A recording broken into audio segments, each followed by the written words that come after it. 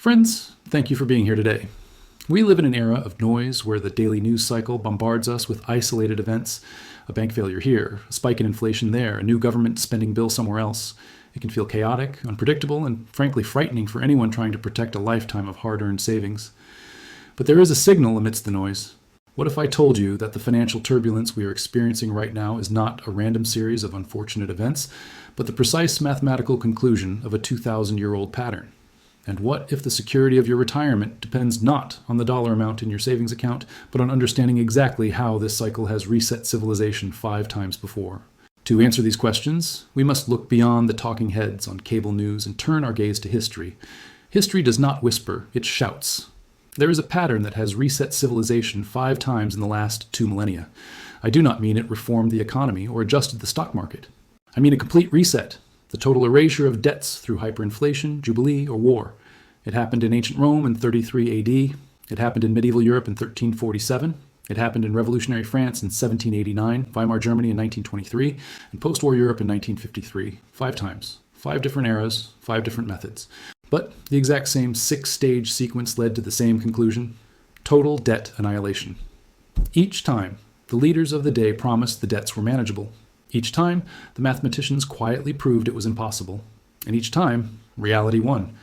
The debt was erased, destroying the savings of ordinary people and transferring wealth on a scale that makes today billionaires look like amateurs. Today, we are walking that same path. We are not guessing, we are observing.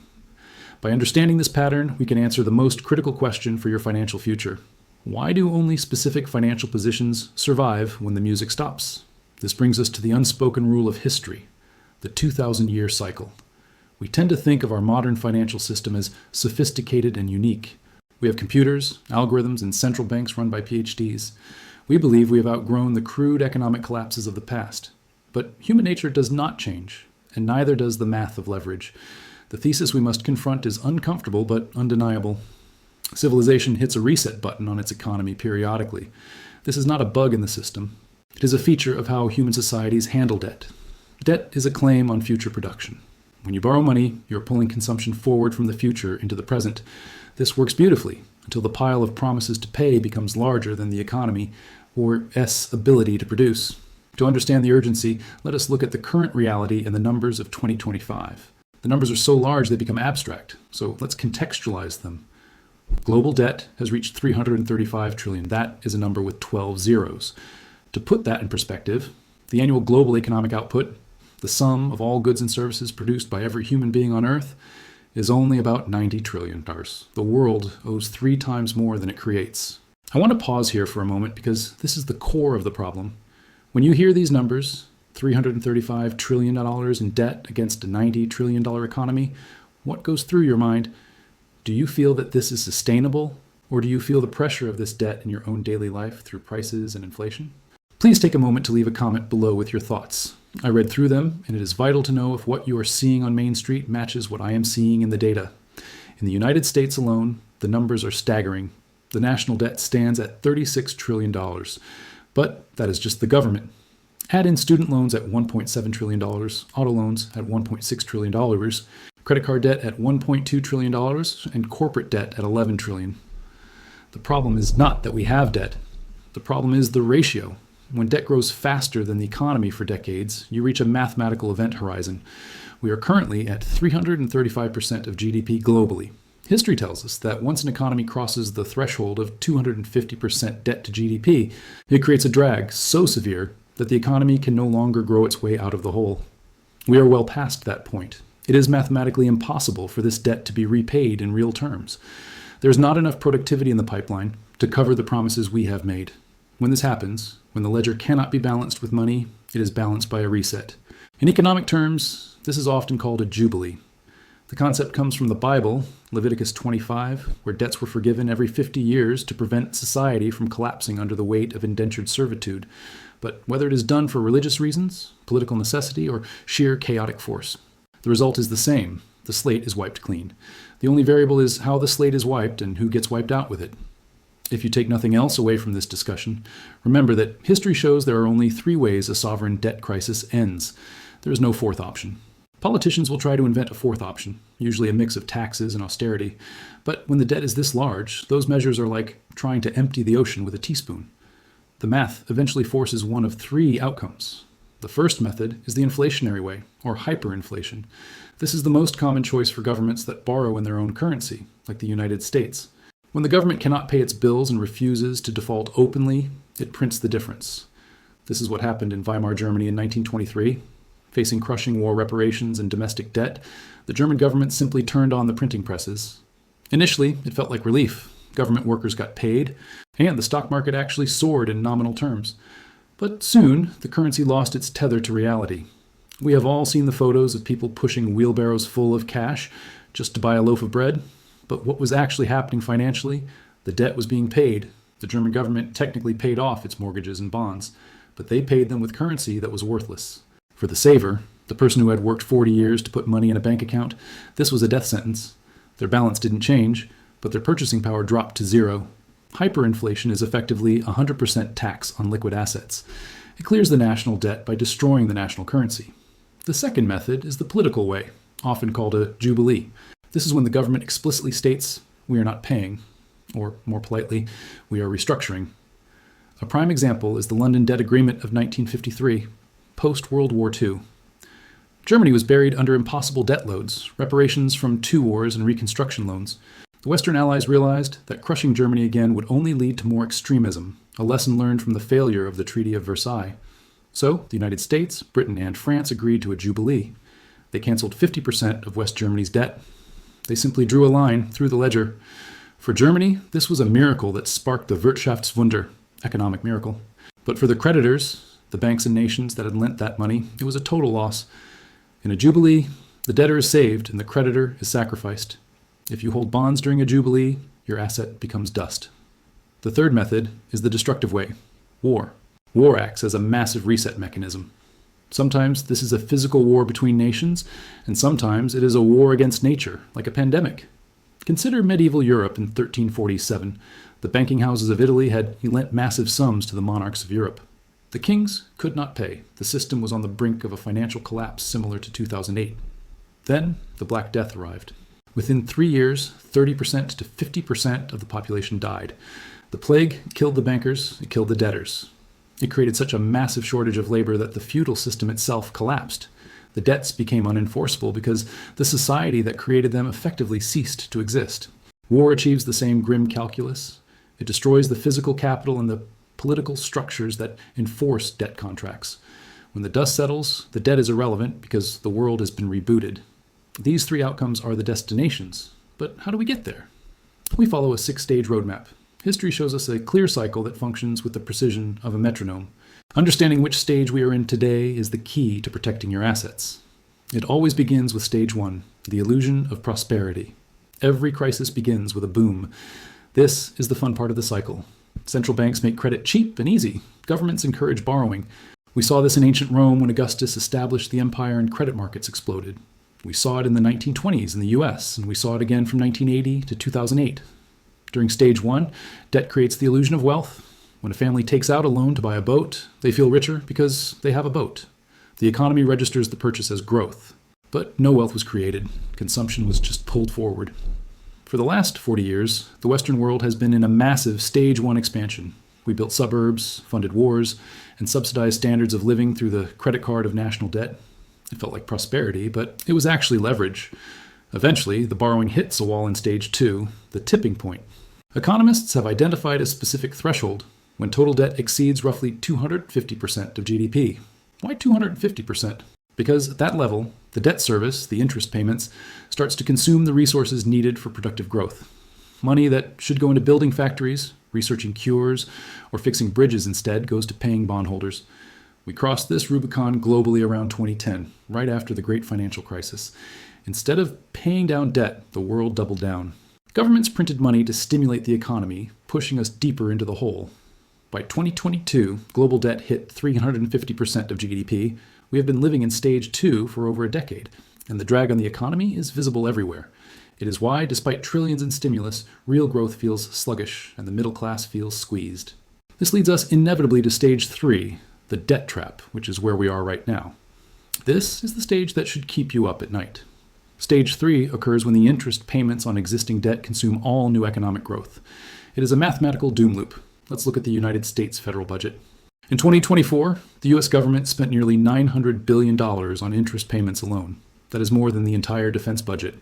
It is approaching the cost of Social Security. Think about that. The greatest military power in history now spends more paying off its creditors than it does on its military. The math is simple and brutal. The U.S. economy grows by maybe $600–700 billion a year in real terms. If interest payments are $900 billion, we are running backward. Every dollar of new wealth created by American workers is instantly confiscated to pay interest on money spent years ago. When you are in stage 3, you cannot grow your way out of debt.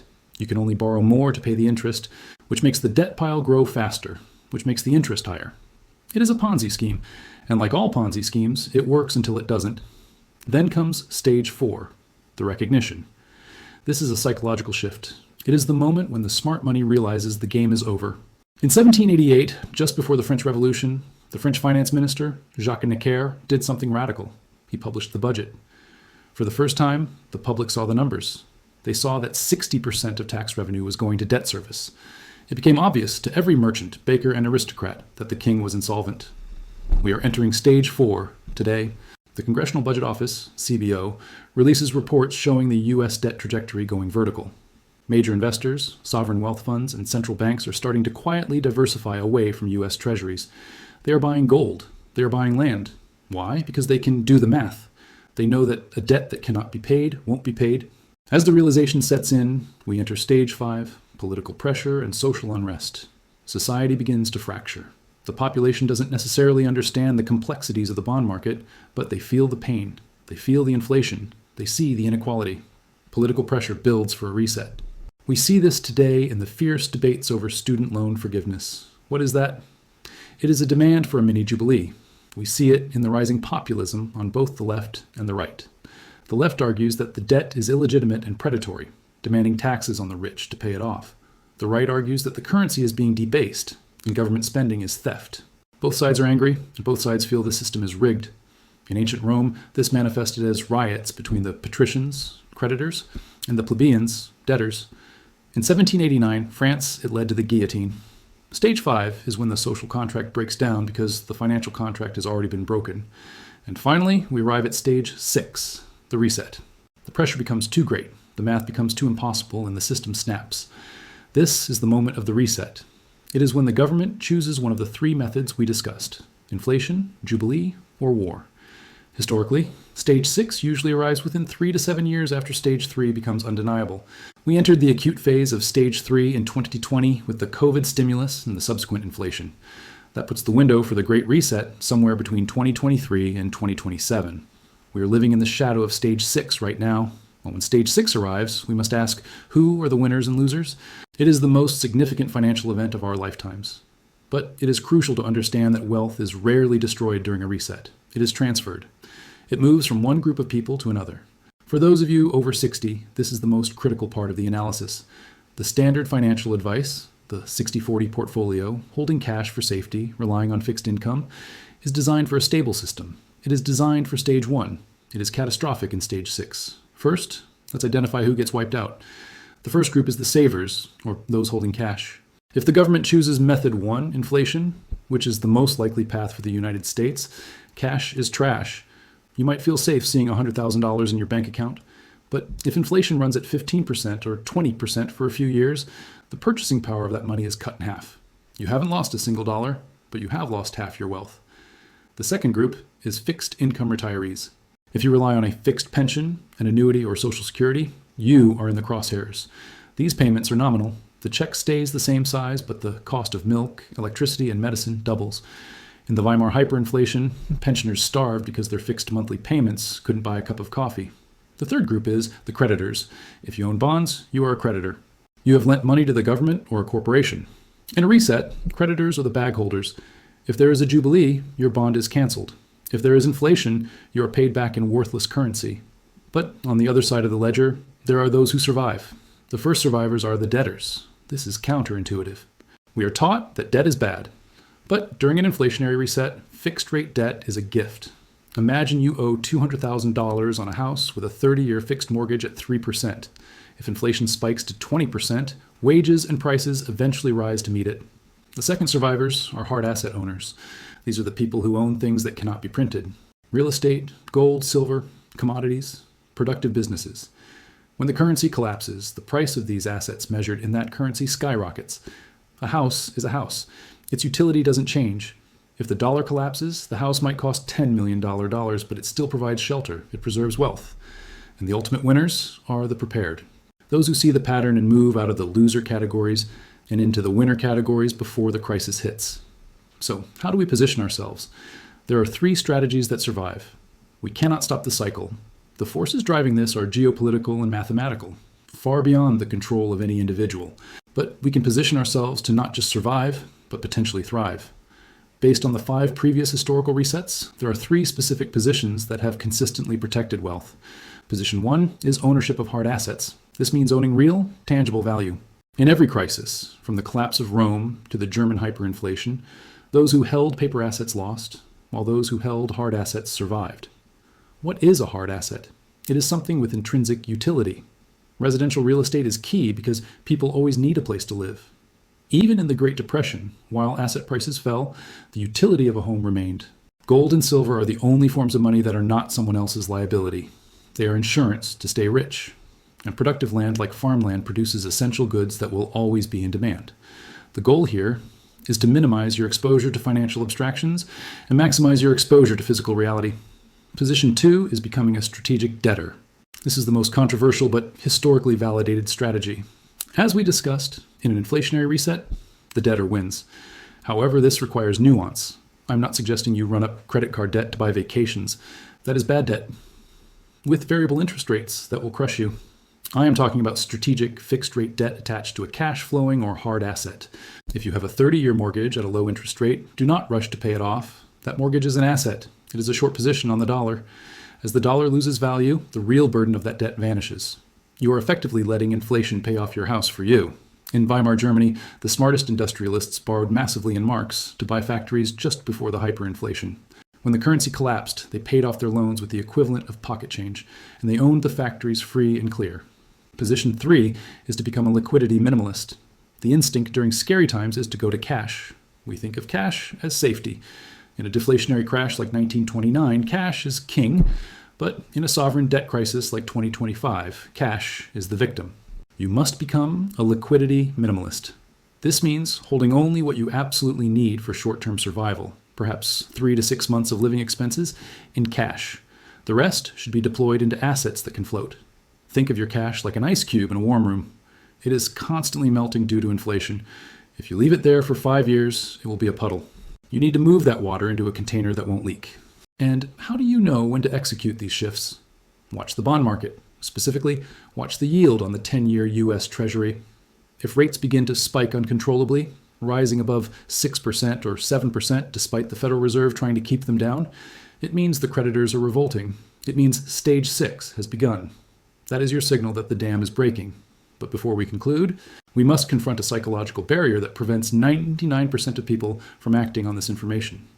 The trap of normalcy bias and standard advice. You see, knowing the history is the easy part. The hard part is believing it can happen to us, here and now. This is called normalcy bias. It is the mental short circuit that occurs when the brain refuses to process a disaster because it has never experienced one before. When the Titanic struck the iceberg, many passengers refused to get into the lifeboats. Why? Because the deck of the ship still felt solid. The band was still playing. The lights were still on. To leave the safety of the giant ship for a tiny dark lifeboat in the freezing ocean seemed irrational. They waited until the ship tilted. By then, it was too late. In our financial lives, the solid deck is the traditional advice you have heard for 40 years. It is the advice to stay the course. It is the advice to maintain a 60-40 portfolio. 60% stocks, 40% bonds. Friends, I need you to listen very carefully. In a stage 6 reset, the 60-40 portfolio is not a lifeboat, it is an anchor. Why? Because the 40%, the bonds, are claims on debt. A treasury bond is nothing more than a promise from the government to pay you back in future dollars. If the government is resetting its debt through inflation, those bonds are certificates of confiscation. You are guaranteed to get your principal back, but you're also guaranteed that the principal will buy significantly less than it does today. If inflation runs at 10% and your bond pays 4%, you are losing 6% of your wealth every single year. That is a negative real yield. It is a slow bleed that drains your retirement without you seeing a single red number on your statement. And this brings us to the boiling frog phenomenon. Hyperinflation in a developed economy like the United States will likely not look like Zimbabwe overnight. It will look like sticky inflation. It starts with groceries costing 15% more. Then insurance premiums jump 20%. Then property taxes rise. It feels manageable at first. You cut back on steak, you drive less. But over 5 years, compounded inflation of 15% destroys 50% of your purchasing power. Half of your life's work gone. Not stolen by a thief, but evaporated by the reset. The trap is thinking you have time to wait for confirmation. You might think, I'll wait until things get really bad, then I'll buy gold or move my money. But history has one final warning for us: capital controls. In the late stages of a currency crisis, governments do not just stand by and watch you sell their currency. They lock the exits, they implement windfall profits taxes on gold, they restrict how much money you can wire abroad, they implement price controls that create shortages. When the crisis becomes obvious to everyone, the door to safety is usually already nailed shut. The only people who get through are the ones who walked through while the door was still wide open, while the neighbors were still laughing at them for being paranoid. Do not let the normalcy of today blind you to the mathematics of tomorrow. The band is still playing, the lights are still on, but the ship has already struck the iceberg. The water is rising in the lower decks, stage 3, and soon the tilt will begin. If you are finding value in this historical perspective and want to stay updated on how this cycle progresses, please take a moment to hit the like button and subscribe to the channel. We are tracking this stage by stage, and I want you to be part of that journey so you are not caught off guard. This leads us to our final lesson. Be early, not on time. Friends, the history of the last 2,000 years teaches us one undeniable lesson. The math always wins. Governments can kick the can down the road. They can use accounting tricks. They can print trillions. But eventually, the debt must be reconciled with reality. We are currently living through the end of a massive debt supercycle. We have passed the illusion of stage 1, ignored the warnings of stage 2, and are now trapped in the mathematical inevitability of stage 3. The reset is coming. It is not a matter of if, but when and how. It is easy to feel helpless in the face of such massive forces, but you are not helpless. You have the advantage of history. You have the advantage of foresight. The vast majority of people, your neighbors, your former colleagues, perhaps even your financial advisor, are operating under the assumption that the future will look like the past. They are holding the assets that worked in the last 40 years. They are unprepared for the regime change that is underway. The key to survival is not to panic, but to position. It is to recognize that the dollar in your pocket is not a store of value, but a wasting asset. It is to understand that true wealth lies in the ownership of real things and the strategic management of debt. Do not wait for the news anchor to tell you the crisis has started. By then, it will be too late. The transfer of wealth happens quickly, and it happens to those who are standing still. Wealth transfers from those who believe the promises to those who understand the math. Be the person who understands the math. Be early. Because when the music stops, there are only 3 chairs left, and you need to be sitting in one of them. Thank you.